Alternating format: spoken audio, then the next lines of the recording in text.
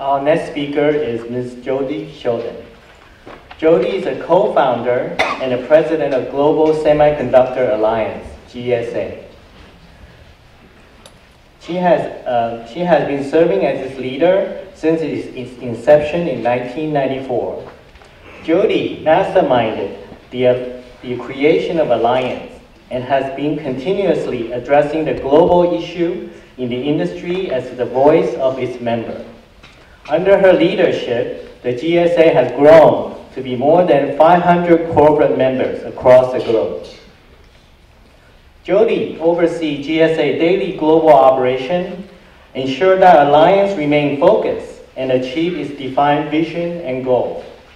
She has become one of the leading spokespersons for the semiconductor industry and is often called upon to be the keynote speakers in high-level financial and industry conference, providing the insight on the key topic pertaining to the global semiconductor electronic industry.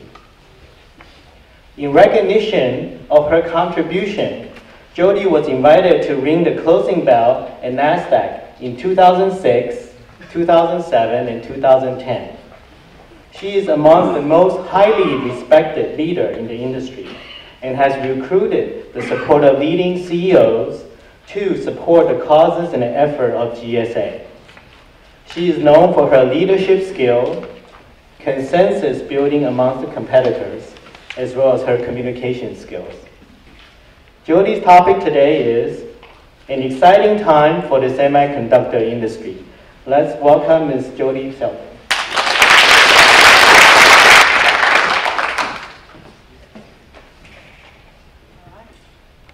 Good afternoon. It's great to be here, and thank you to Dong Ming and Joseph Lin, and congratulations to Jerry Chen, who will be leading the organization next year. It's great to be here, although I feel really quite unqualified after, that I have to come after Dr. Hugh and Dr. Yu. I have no technical papers, so I do feel a little unqualified, but it's great to be here, and we have had a long-term relationship with CASPA, and we've enjoyed it. I definitely believe that the Chinese-American community has contributed so much to this industry and will in the future. And we've been talking about earlier today how that we continue to build this industry and recruit people to be part of it in the future. I mean, this is simply the most exciting industry in the world, and although the semiconductor industry is only a $300 billion industry, we are really the fuel for a multi-trillion-dollar electronics industry that not only makes our everyday lives easier, but as Dr. Yu pointed out, is going to make it a much better life in the future. Okay, so this is my agenda for today. A little bit different than the initial title, but I'm going to sort of give a state of the industry, which unfortunately includes some good news and some bad news. But I do want to give you my perspective on that. So I'm going to talk a little bit about the GSA, the state of the industry, the innovation drivers, and many of them you've already heard about today, so I'll go through them very briefly. And then some of the challenges that face our industry that we need to be addressing together, and then some success strategies for many of the successful companies in this industry, some of the ones that they have adopted.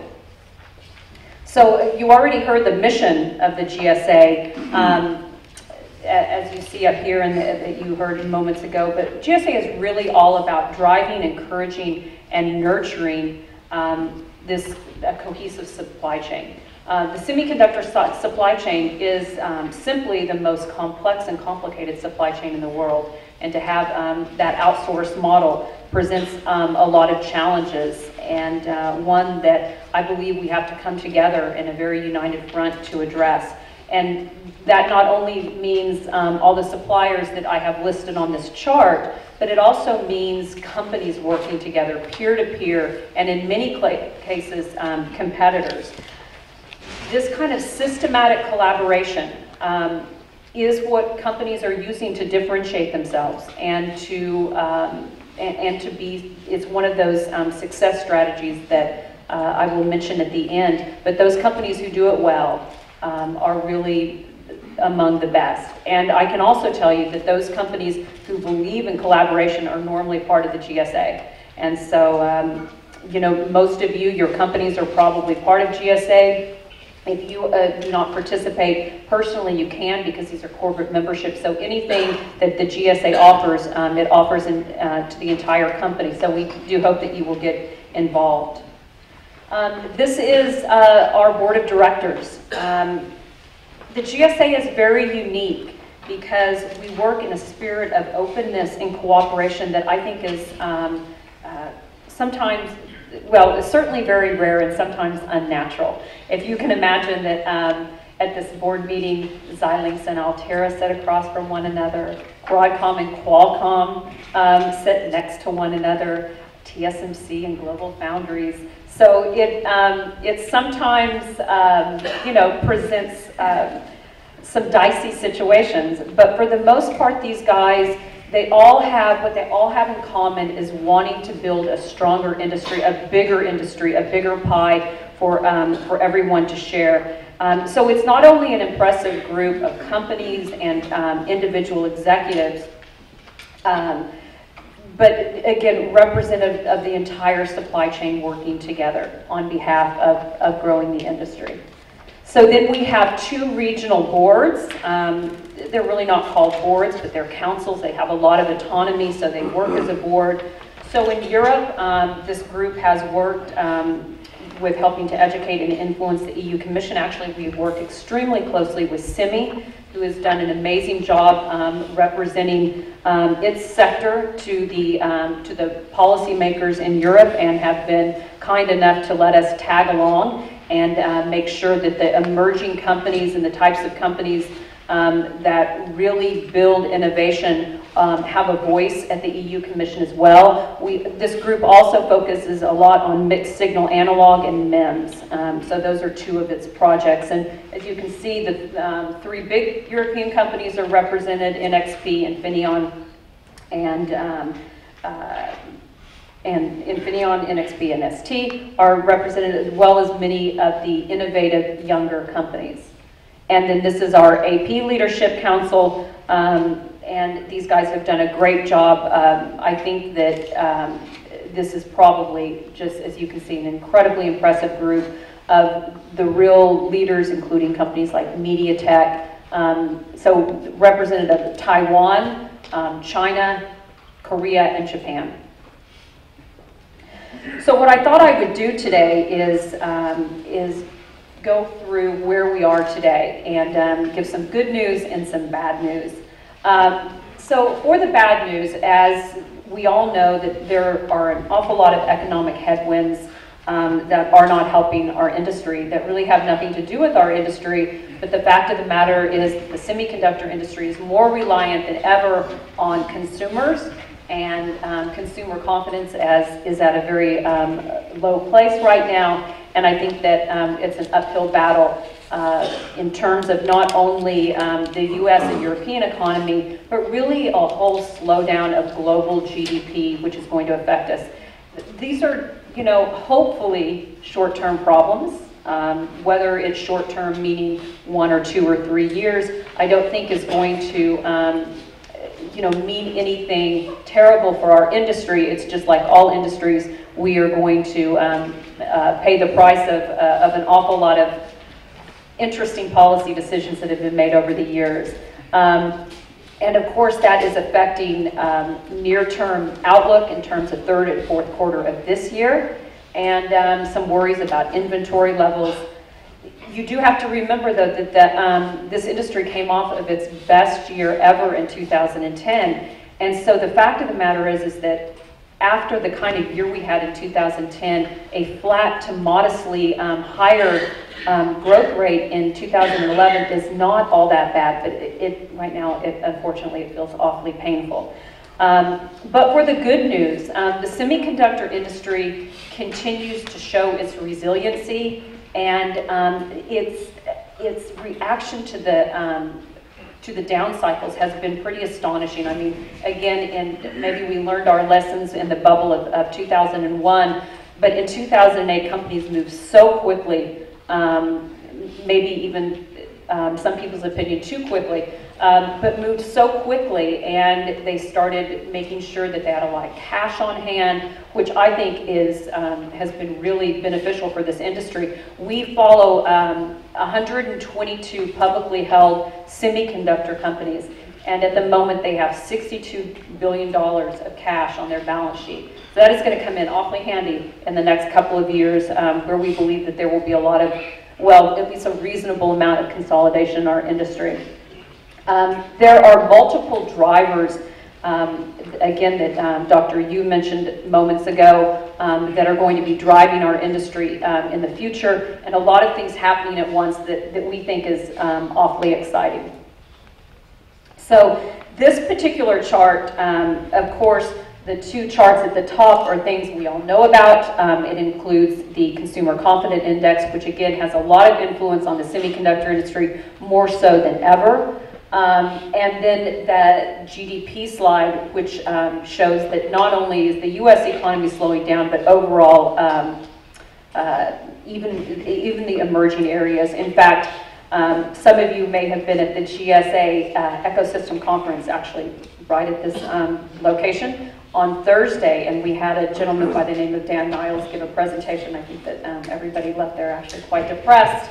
He was looking at the macroeconomic issues, but the one thing, I mean, he had many good points that I could spend all day going over, but one of them was the slowdown in some commodity prices, including copper, and that these companies identified China as the reason for that. So, you know, I think that that's a big concern also that's hanging over, again, not just our industry, but the whole global economy.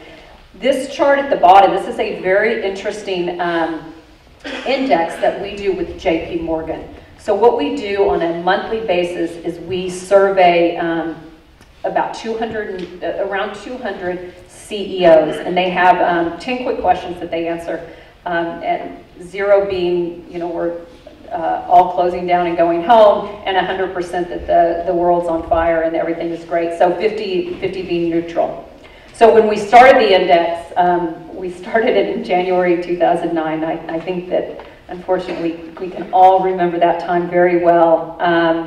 And started at a 28, again, 50 being neutral. And so there was a lot of contraction in that time period. We hit a peak in April of 2010. And then it's astonishing how quickly things came down since June. So we hit, we have 3 months of decline in the index. The good news is, in that, as you know, things change so quickly, but actually I just got the September results on Friday, which was yesterday, didn't have time to update it, but the new number is 37, so at least it's stabilized. I believe, and I think that it's the consensus of even people like Mark Edelstone, who works on this index with us, that the semiconductor industry seems to be overly negative. This seems to be a bit dramatic. But if you look at this index, it's really pretty amazing, because we used to call this a sentiment index, and we changed it to leading indicator after we had it, I think, about 18 months, and that we could prove that really this index was a leading indicator of where the industry was going. And all of this is influenced, of course, by companies resetting earnings expectations. As you can see, many companies have brought their numbers down. But I don't think we don't feel like things are getting worse. Again, it seems to be stabilizing. There's a bit of uncertainty in the market in fourth quarter, but there's also a lot of exciting things that are happening. A lot of prominent smartphone introductions, including the Samsung Galaxy, the Nokia Windows phone. Chinese New Year's happening earlier this year, and I think maybe that will have some influence on the holiday season, as we call it. And of course, that all influences inventory. The inventory in the system was definitely based on previous expectations, and so I think that we're going to have to work through that. We heard from an analyst again on Thursday, and he felt like by second quarter of 2012 that things were going to really turn around. But I think that that's a very traditional viewpoint in the semiconductor industry, that in 3 quarters things are going to look better. But we shall all wait and see. These are the sales forecasts. As you can see, they've sort of been revised again and again. So 2011, the average right now is 3.4 with a 6% growth next year. And again, the thing that you do have to remember is that we came off of a phenomenal year in 2010.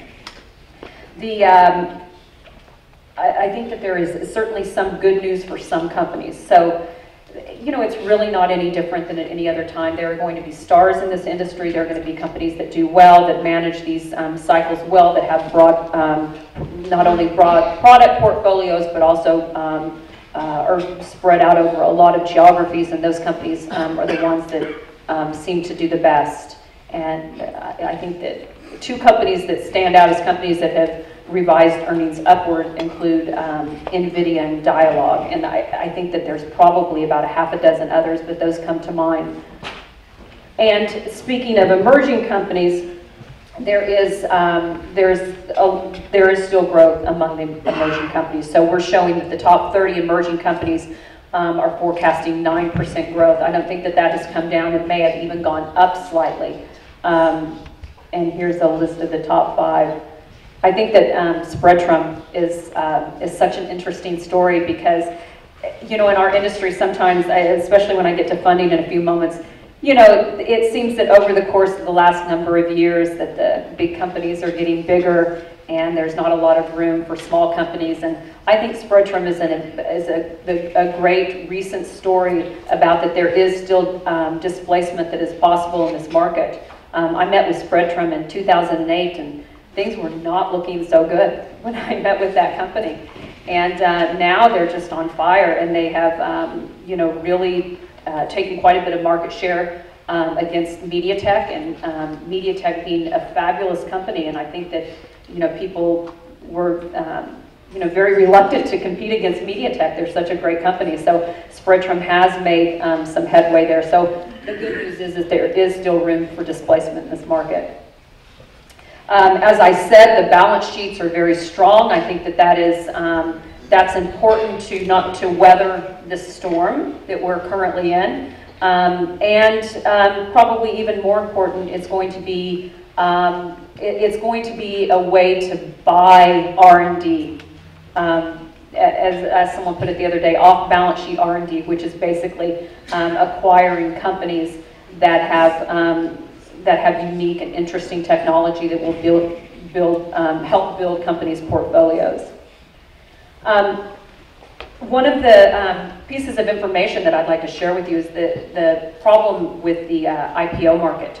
Now, you know, there may not be companies in here who have done IPOs or even thinking about it, and so you think, well, what difference does that make? It makes a big difference for funding of this industry. Actually, I have a chart in a few moments, and it probably should have come before this one. But you know, there's a serious problem in our industry with funding. There are fewer and fewer companies getting money. There are very few VCs, probably a maximum of 10 VCs that have put any sort of money into this industry in the last 5 years. At our organization, we used to have a VC advisory board. And actually, I mean, everyone wanted to be on it. We had to actually turn people down, and then some of the VCs wanted a whole system of, well, we have to be able to vote other companies on it. And I think that there were something like 15 VCs on it, and they were very active in our industry. That absolutely does not exist anymore. And I think that maybe only 2 or 3 companies are even members of the GSA.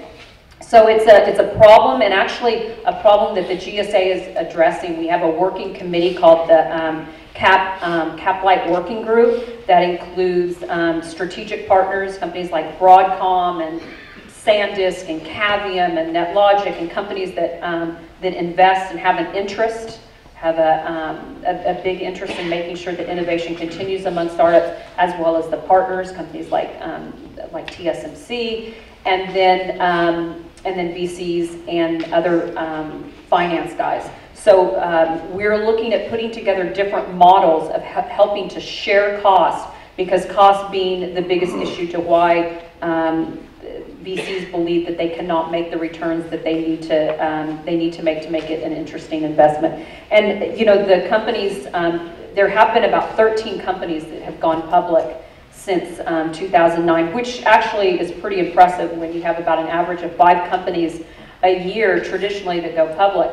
So that's a big number. Unfortunately, the median stock price decline is 50% for those companies. So as you can imagine, what that means is that companies that, I think that there's another 10 companies that have filed S1s or are in the process of doing so. It's going to make it very difficult to go in and get investors interested when the history over the last year and a half has not been very, very good. This is the M&A activity. Consolidation in this industry will continue to happen. I think that we were all relatively surprised that it did not happen more in 2009 and 2010. There seemed to be good deals that you could get, but there was a huge emphasis on keeping cash on the balance sheet. So, you know, I think that companies maybe were too cautious. Some big ones to highlight, the Broadcom NetLogic deal. Which $3.7 billion. I believe that that's the highest price that Broadcom has paid for a company. I believe that that's true.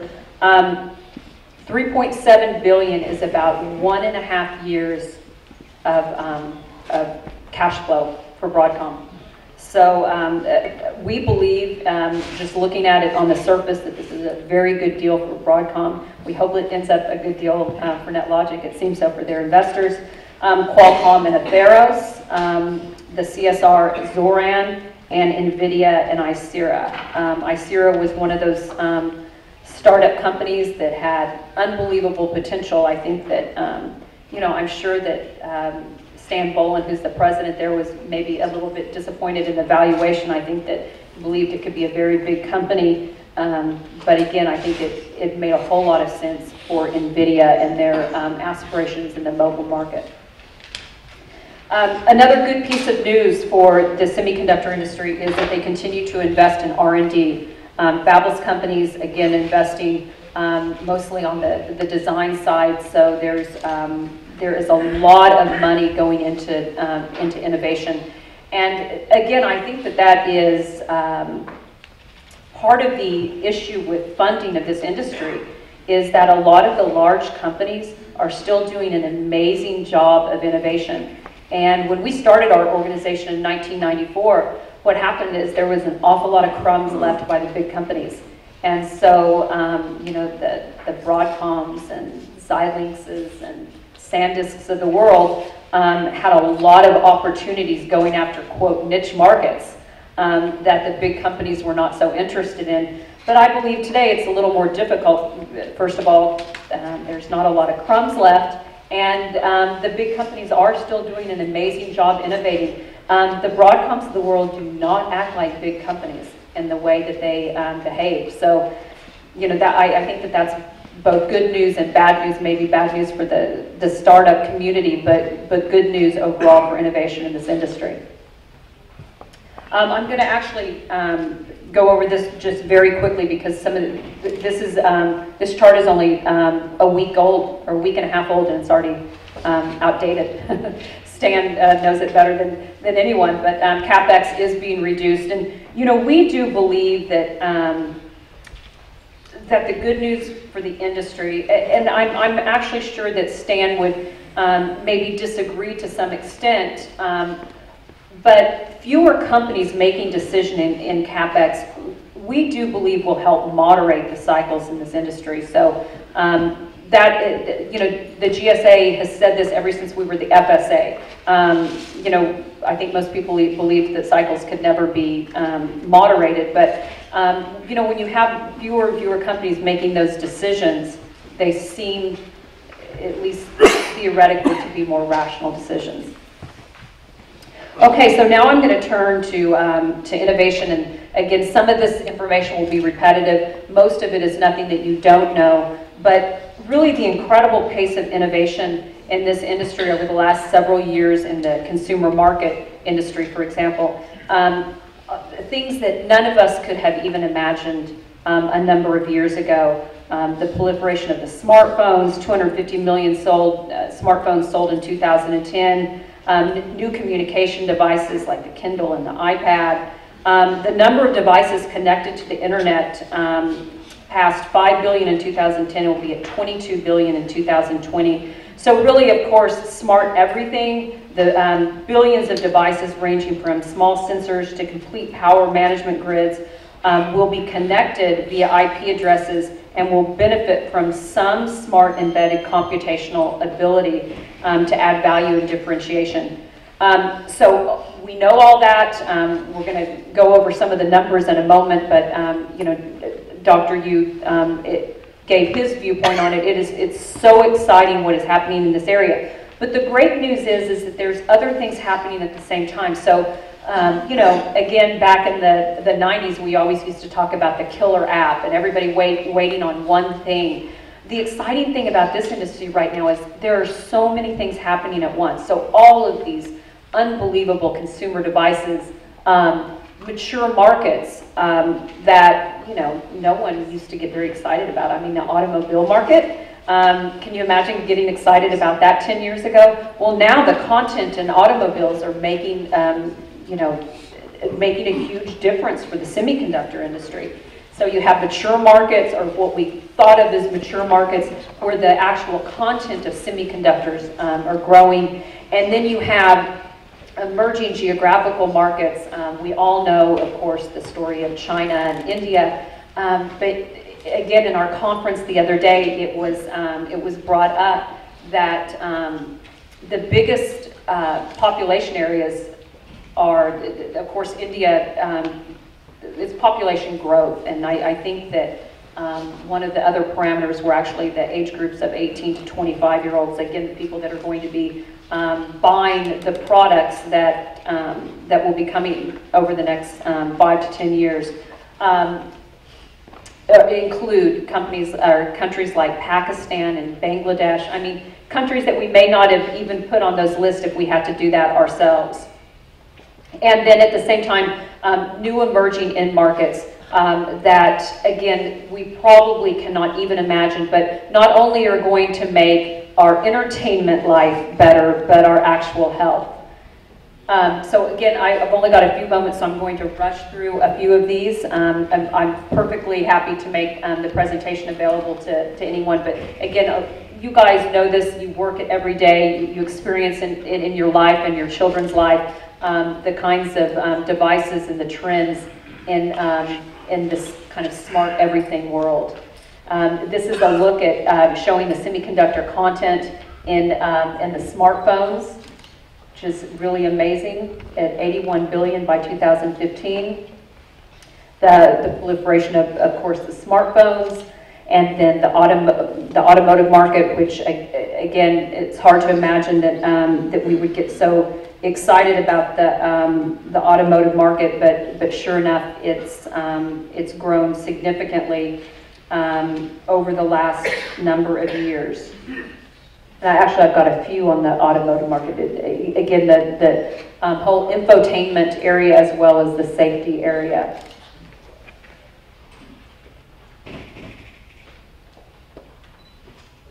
Showing the growth of semiconductors compared to electronics in the cars.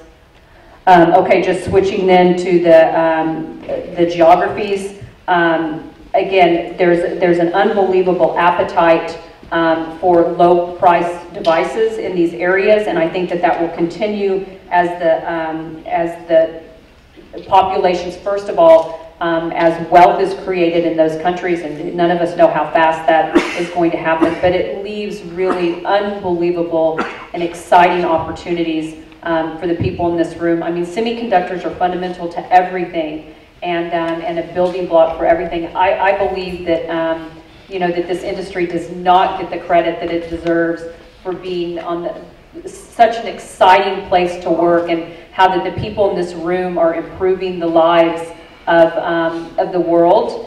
Again, not only on the entertainment side, but on the medical side. And I believe I have a chart here on the energy side and the growth of smart meters, which I believe I have some statistics here on the smart meter market. The global installed base of smart meters will grow to reach nearly 1 billion by 2020. I actually heard a presentation when I was over in Europe in May on smart meters, and I actually left thinking that that was one of the best presentations that I had heard. It was very exciting. Again, that the people in this room are actually going to make the world a better place to live on finding alternative solutions in the energy market. The medical market, I believe that I won't try to outdo Dr. Yu and what he presented in this area. I think it's very exciting. Myself having aging parents, hopefully what my children will not have to go through as we make some progress in this area. Again, rather than take up a lot more of your time as I'm running out, I will just mention 3 areas of concern for this industry that I think that we're going to have to work very closely together to address. And actually it ends up that they are all really tied together, and that is the lack of funding for innovation. The fact that that has been, as you can see from this chart, radically reduced in terms of the money going into to new startups. Very little round A financing, which means brand new companies. There's very little of it. Now, this is mostly US and Europe. So we know that the story is different in China.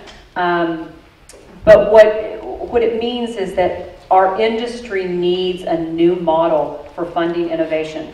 Okay, the VC model of coming in and investing, between 10 and 80 million, or in some cases, I think I see her raised $250 million, and their valuation at NVIDIA was $367 million.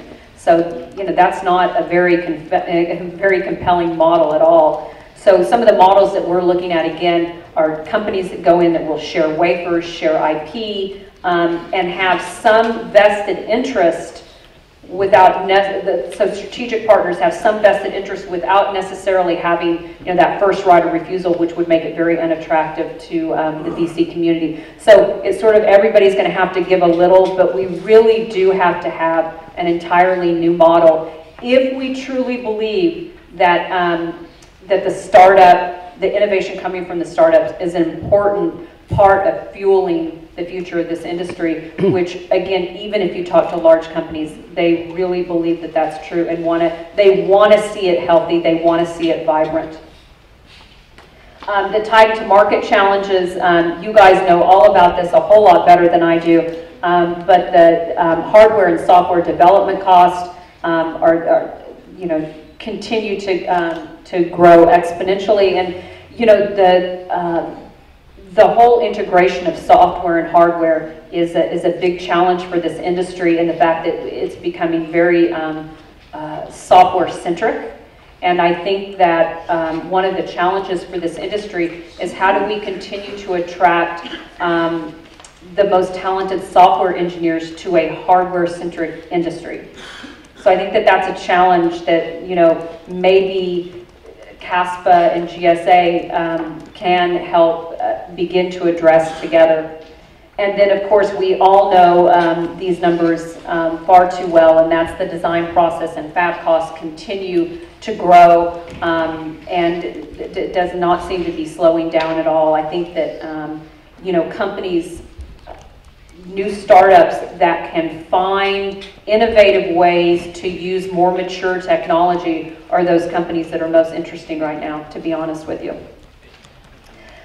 So again, there have been some companies that have done very well. I think that during the difficult times in 2009, and maybe that we're seeing again today, companies are going to have to very, very closely manage CapEx, inventory, and make sure that they're focused on their core competencies.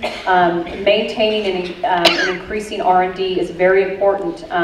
Again, during these difficult times, it is very important to continue R&D, and we have seen that companies have not slowed down in that area at all. It's actually pretty impressive. save cash for the opportunity of buying R&D from the startup community. Efficiency improvements, collaboration. Collaboration is not just a catchphrase. I know that people use it in all sorts of industries, but again, as you know, that this is the most complex supply chain in the world, and unless you are working together with your partners and not only you working directly with your partners, but insisting that your partners work with your other partners is very, very important. And I love to see it at the board level where, you know, Synopsys is sitting there having a conversation with TSMC, that's, you know, having a conversation with ASE about packaging, and that everything is working together, and that ARM is there, and we're talking about IP. So everybody has to work together on behalf of that customer. And I think that GSA offers a really unique and neutral platform to do it. Of course, we cannot address the specific issues of your company to your partners, but I think some of the bigger concerns, and of course, GSA is working very hard in the area of 3D, of packaging, of design, and you know, again, we're not the ones who are providing the technical expertise, but we are providing a platform for companies to openly discuss some of the challenges that we're all going to face, including business model challenges that we're going to face when that technology is closer to being adopted. And I think that that's all the time I have. Thank you again. It's a pleasure to be here.